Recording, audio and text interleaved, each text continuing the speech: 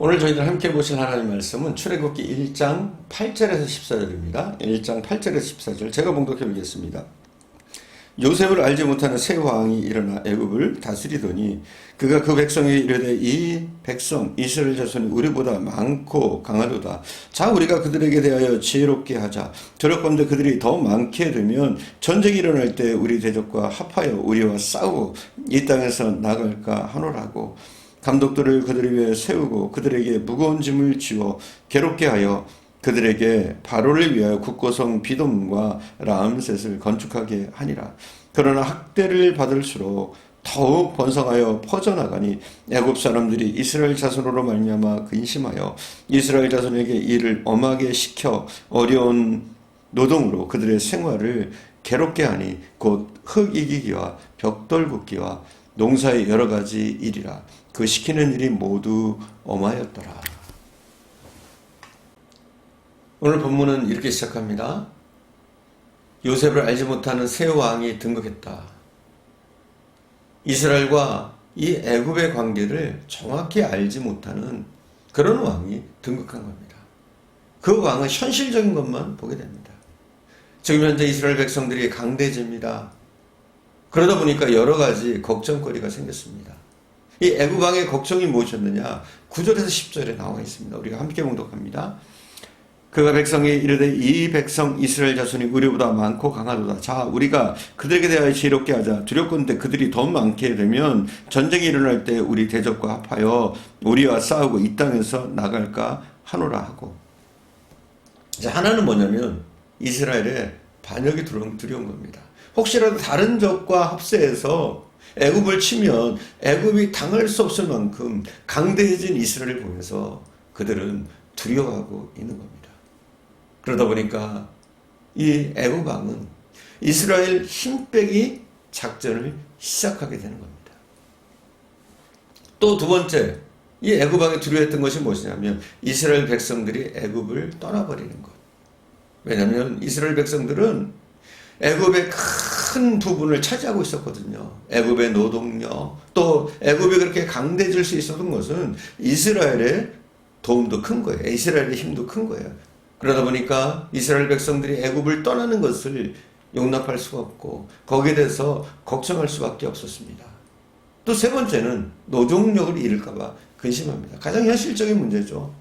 이스라엘 백성들은 허드렛 일을 하는 애굽에서는 없어서는 안 되는 귀중한 노동력이었습니다. 오늘날 외국인 근로자하고 비슷한 개념일 수도 있겠죠.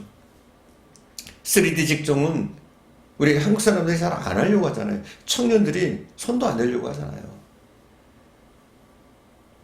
이것과 유사한 것이죠. 그래서 외국인 노동자들이 그 일들을 3D 직종들을 대체하고 있지 않습니까? 그것과 비슷한 겁니다.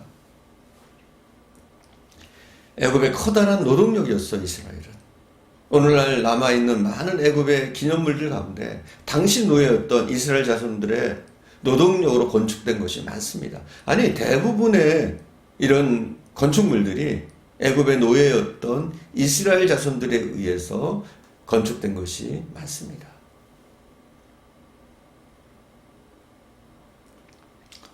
자 그러다 보니까 그들은 무엇을 하느냐? 이 왕은 무엇을 하느냐? 핍박을 가하기 시작합니다. 핍박을. 11절에서 14절인데요. 봉독하겠습니다. 11절에 14절. 감독들을 그들 위에 세우고 그들에게 무거운 짐을 지워 괴롭게 하여 그들에게 바로를 위하여 국고성 비돔과 라암셋을 건축하게 하니라. 그러나 학대를 받을수록 더욱 번성하여 퍼져나가니 애굽 사람이 이스라엘 자손으로 말미암아 근심하여 이스라엘 자손에게 일을 엄하게 시켜 어려운 노동으로 그들의 생활을 괴롭게 하니 곧 흙 이기기와 벽돌 굽기와 농사의 여러 가지 일이라. 그 시키는 일이 모두 엄하였더라.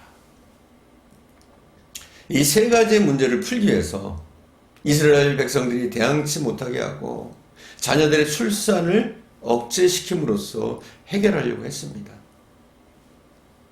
그래서 그들은 노동을 시키되, 물론 노동력이 필요해서 노동을 시켰지만 더 심한 노동을 시킴으로 개인적인 시간이 줄어들도록 만들고, 또 우리가 아는 것처럼 남자아이를 낳으면 죽이는 정책을 펴면서 출산을 억제시킬 뿐만 아니라 이스라엘 인구를 줄이는 정책을 폈던 겁니다. 출애굽 사건은 몇 년 사이에 일어나게 되지만 하나님은 이미 수백 년 전부터 계획하셨습니다. 그렇죠? 이미 600년 전에 약속하신 것. 어느 날 갑자기 출애굽이 시작된 것이 아니라 600년 전에 약속하신 하나님의 뜻이 이제 수면 위로 올라오기 시작합니다. 따라서 이스라엘의 애굽에서의 번성은 하나님의 계획이었어요. 그죠? 하나님의 계획이었어요. 그들이 애굽에서 이렇게 번성한 것도. 또 뿐만 아니라 출애굽을 결심하게 되는 것도 하나님의 계획입니다. 그럼에도 불구하고 출애굽기 1장은 하나님의 이 같은 계획에 대해서 반대하는 세력이 있다는 것을 보여줍니다. 애굽인들은 이스라엘 사람들을 어떻게 해서든지 복종시키고 자신들에게 필요한 유용한 노동력으로 애굽에 묶어두려고 합니다. 잘 그들을 억제시키고 다스려서 어떻게 해서든지 애굽의 노동력으로 계속 그들이 남아있도록 만드는 일에 최선을 다하고 또 하나님의 계획하심을 방해하려고 힘을 씁니다. 자, 하나님의 자녀가 번성하는 것은 하나님의 뜻입니다. 또한 광야와 애굽 같은 이 땅을 떠나 천국을 향해 가는 것, 이것이 하나님의 뜻입니다. 애굽의 바로처럼 사탄은 우리를 애굽에 묶어두려고만 합니다. 분명 우리가 이 땅에서 잘 살아야 돼요. 하나님이 이 땅에서도 축복하시기를 원하십니다. 그러나 하나님이 원하시는 것은 이 땅, 이 애굽에 그대로 머무는 것이 아니라 가나안을 향해서, 약속의 땅을 향해서 나가길 원하십니다. 우리는 하나님의 자녀입니다. 더 이상 사탄의 놀이개가 아닙니다. 우리가 오늘도 믿음으로 살아보려고 또 말씀 보고 기도하려고 애쓰지만 마귀는 끊임없이 믿음 생활을 방해합니다. 그렇잖아요, 여러분. 이제 사순절 기간이 시작됐는데 우리가 기도하려고 할 때 사단은 방해할 겁니다. 여전히 우리가 세상에 머물기를 세상에만 초점 맞추도록 마귀는 방해할 겁니다. 그러나 우리는 이 땅에 살지만 이 땅의 백성이 아니라 하나님의 백성이고 우리가 천국의 백성인 줄 믿습니다.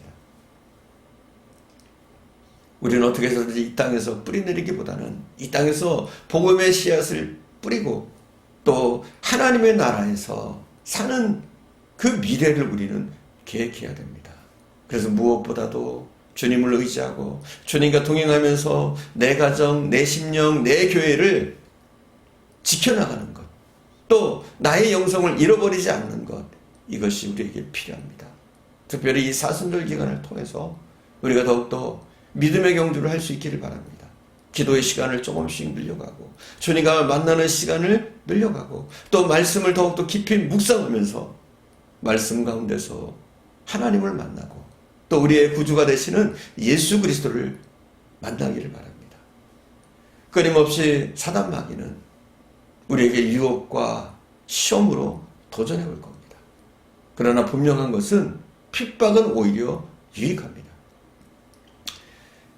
애굽인들이 이스라엘 백성을 그렇게 압제하고 괴롭혔지만 이스라엘 백성들에게 이 핍박과 고통이 무익한 것은 아니었습니다. 만약 애굽이 철저하게 탄압하지 않았다면 과연 자진해서 애굽에서 하나님의 말씀만 듣고 광야로 나갈 사람이, 출애굽을 할 사람이 얼마나 되었을까요? 애굽이 너무너무 살기 좋은데 그곳에서 나오려고 마음먹는 사람이 과연 얼마나 있었을까요? 오히려 박해가 처절해질수록 고난이 계속 갈수록 세질수록 백성들로 하여금 이 애굽 땅은 우리가 살 곳이 아니다. 우리는 하나님이 약속하신 가나안으로 가야겠다. 그런 마음들을 더 먹게 하는 겁니다.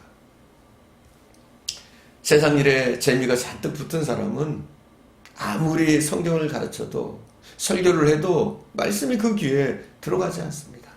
애굽이 좋은데 왜 광야까지 가서 고생을 하겠습니까?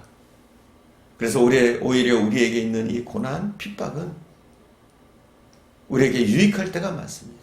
이 땅에 계속 정을 붙이는 것이 아니라 문득문득 이 고난을 통해서 하나님의 나라를 바라보게 하시고 또 하나님을 의지하게 하는 우리의 믿음의 통로가 되어집니다. 하나님의 백성은 이 땅의 탐욕과 풍에 푹 빠지면 하나님의 나라를 보는 눈이 아무래도 희미해집니다. 때로는 눈이 아예 멀어버립니다. 아굴은 그래서 이런 식으로 기도합니다. 하나님, 부하게도 말고 가난하게도 맛이 없어서. 아굴의 자문에 보면 그렇게 나온단 말이에요. 우리가 몸은 이 땅에 살지만 우리는 이 세상에 너무 정붙이지 말아야 됩니다. 너무 이 세상에 사는 것이 행복할 수는 없어요. 때로는 고난을 주시고 어려움을 주셔서 문득문득 하나님을 바라보게 하는 것, 이것은 축복입니다. 여러분, 우리는 이 땅의 사람이 아니라 하늘의 백성입니다. 하나님의 자녀입니다.